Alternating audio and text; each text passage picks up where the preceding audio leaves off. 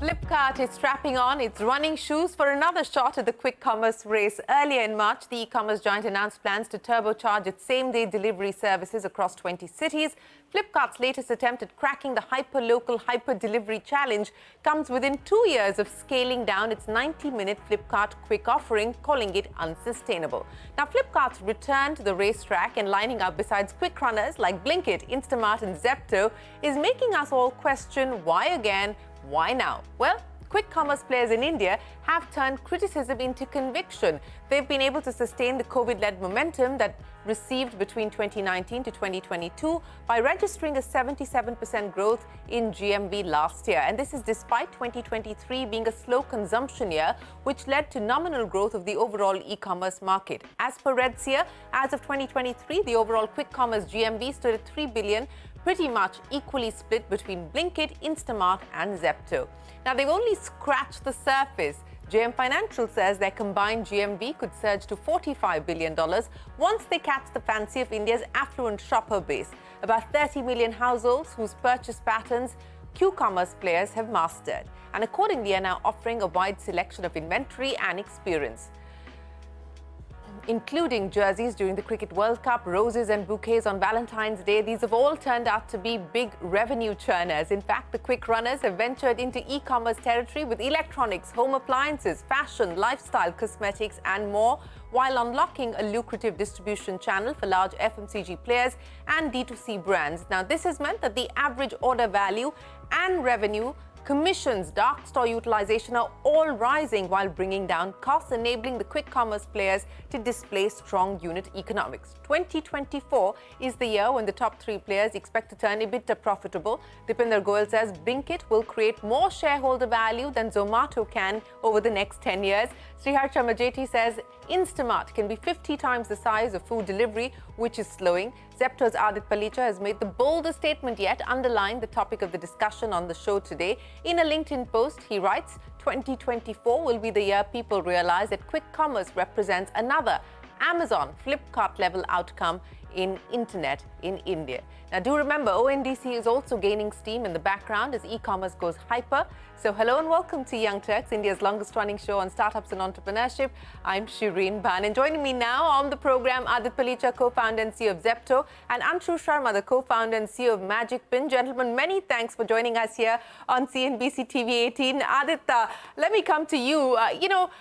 We heard premature obituaries being written about quick commerce when quick commerce came to be launched in India, and suddenly the mood has turned. Now everyone seems to be talking about how quick commerce will be the death knell for e-commerce as we know it. Explain to me what has transformed or what has led to this flip in conviction. Well, firstly, Shereen, thanks for having me. It's always lovely being on the show. And to give you a sense, I think we had conviction in quick commerce since day one, purely because customers told us that they love the product. And when you get that depth of product market fit and the level of retention that we saw, right, where we were getting retention rates organically without coupon discounts or incentives that were higher than food delivery, ride sharing, and e-commerce. It was best in class. And when you have that quality of retention, getting to profitability is relatively easy. And to give you a sense, having that kind of customer uptake, we had conviction that we were going to get to the throughput per square foot that we needed in our dark stores to get rent low enough as a percentage of sales where we'd be able to turn profitable. We had conviction that we were able to drive average order values up because customers are so sticky on the product, and giving them more categories to actually buy into, was more successful than even we imagined. And we had conviction in businesses like advertising, where we had access to, customers at the point of purchase with high intent search data. And we can use that intent in that customer level segmentation to give FMCG brands, the likes of Unilever's, Procter & Gamble's, Coca-Cola's of the world, fantastic high ROAS or high ROI advertising, and that's a highly profitable business for us. So we've had conviction since day one. We've been telling people. I think people are now slowly starting to realize. And look, I think the reason why people are starting to realize, to give you a sense, we're in a position where Zepto is going to go from 0 to $1.5 billion in sales in 36 months from launch, EBITDA positive. Right? We're going to be the fastest consumer company in the country at a high TAM to get to $1 billion plus in scale and get to EBITDA positive in 36 months.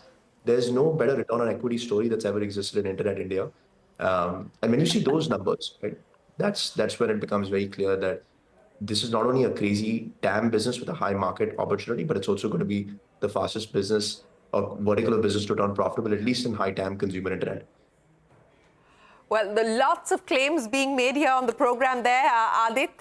But, let's try and break those numbers down a little bit. And I want to pick up on where you left off in terms of profitability as well as the addressable market, Aadit. And let's talk about profitability. And what we have seen all quick commerce companies from Blinkit, even now to Zepto, do is charge customers for the convenience that you provide. You've just announced a platform fee, not announced, but you have now started to levy a platform fee as well. Take me through what is likely to be the trajectory on the customer end in terms of handling charges, platform fee, convenience fee, call it what you like, and the road to profitability on account of all of this. Shereen, it's a great question. Look, to give you a sense, I'd actually go with a little bit of a different narrative because we also launched Zepto Pass 2 weeks ago, and we got 1.4 million subscribers on Zepto Pass in 14 days. And Zepto Pass gives customers unlimited free delivery. It gives them access to incredible pricing on products. And so actually, if you look at it from our perspective, we are getting less and less reliant on delivery fees. The majority of our volume is going to start coming from Zepto Pass, from customers that are getting unlimited free delivery. So I think the philosophy of Zepto is, to turn profitable with better levers than just overcharging the customer. Sure, we have things like platform fees and handling fees that are relatively minimal. But if you compare us with other verticals like food delivery, we are very, very under-indexed on delivery fees even today, and we're still getting close to EBITDA positive. And you can see that with Zepto Pass, right? Zepto Pass gives customers unlimited free delivery, and we've gotten over 1 million subscribers in the first 2 weeks. And to give you a sense, I think the way that we are actually able to get to profitability while still retaining value for the customer in the form of low delivery fees is through levers like supply chain cost reduction, right? Getting better sourcing leverage, getting more throughput per square foot in our backend warehouses, getting more line haul utilization, getting better forecasting excellence so we can reduce the wastage of perishables, getting a different vehicle mix and the types of utilization that we get from our last mile delivery partners, and even the manpower productivity in our dark stores, right? There's a lot of core supply chain excellence that we built out and cost reduction that's put us in a position of advantage where we can actually pass value back to the customer and still get close to EBITDA positive just 36 months from launch. Before I get Anshoo into the conversation, Aadit, give me a number. You talked about cost reduction on account of the supply chain efficiencies and all the other stuff that you've done in terms of dark store utilization, etc. What is that number? How much have you been able to cut down on costs over the last 36 months? Yeah, so look, I think we will be in a position where if you look at FY24 for us, I mean, we went from, in our first full financial year, we started in July of 2021. And by FY23, which ended in, March 31st, 2023, we had already done 2,500 crores in effectively what was our first full financial year. This FY24 is our second full financial year. We should cross 5,000 crores in sales, right? And at the same time, you'll see our PAT has improved meaningfully. You'll see probably a PAT that's come down, or PAT is like a percentage loss will have come down by half while the business is continuing to go. I'm obviously talking in percentage terms. So, you'll see that. I think that's one. And then number two, in terms of, costs on the supply chain side, I'll keep it relative, obviously. Wouldn't want to give absolute terms to our friends, our sort of competitive friends. But I think we've got, in terms of last mile cost, year on year, we're down over 33% right now on last mile cost per order. And we've got, on wastage, we've brought down wastage by 70% since the beginning of last year. We've got more sourcing leverage. Our margin has expanded by a few hundred basis points year on year. And most importantly, our advertising business, we're now clocking hundreds of crores of advertising revenue. So those are all tangible numbers that have moved the bottom line. Yes, and the advertising revenue is opening up as a big stream of ancillary revenue for a whole bunch of companies, including Zepto, as we just heard there from Aadit. But Anshoo, let me address this issue with you. Aadit gave us a sense of what they've been able to do over the last 36 months and why we're now seeing the skepticism being replaced with conviction on what quick commerce will mean for India and India's consumption story. And it's working differently in India versus other markets, including some of our neighboring markets as well. I'm just looking at the numbers. and let's talk about Blinkit, for instance. Aadit gave us a sense of Zepto, but Blinkit average order value is up from 553 rupees to 635 rupees in Q3 of FY24, doing 6 lakh orders a day. 70% of stores have seen contribution positive. 20% of stores are at a 5% contribution margin. Anshu, what do you believe has really led, again, to this big change, this big shift as far as quick commerce is concerned? Because the likes of Flipkart, etc., the big boys entered the space, exited, and now returning because they believe that they can ensure that this is a viable business, but they didn't a couple of months or even a couple of years ago. What has changed? Shereen, thank you so much for having me here. It's always wonderful to be in this conversation. I'll start by answering the question. A lot of it is to do with exceptional execution. And then Aadit might make it look simple, but it is not really. So the reason everyone was skeptic was good, right? It's a complex supply chain and there's so much that needs to be done. But Zepto, Blinkit, Instamart, they've done a fantastic job. There's just no doubt that execution has perhaps made it look like it's easy, and more players who would come in, they would have to build the same capability in being able to be successful at doing this. The other thing, now having said that, now we are on the other side of this. We are never first party.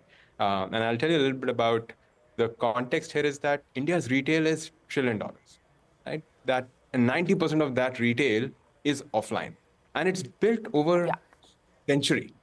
So while for certain segments of customers in certain categories, there would be these opportunities by itself will be very viable in large businesses.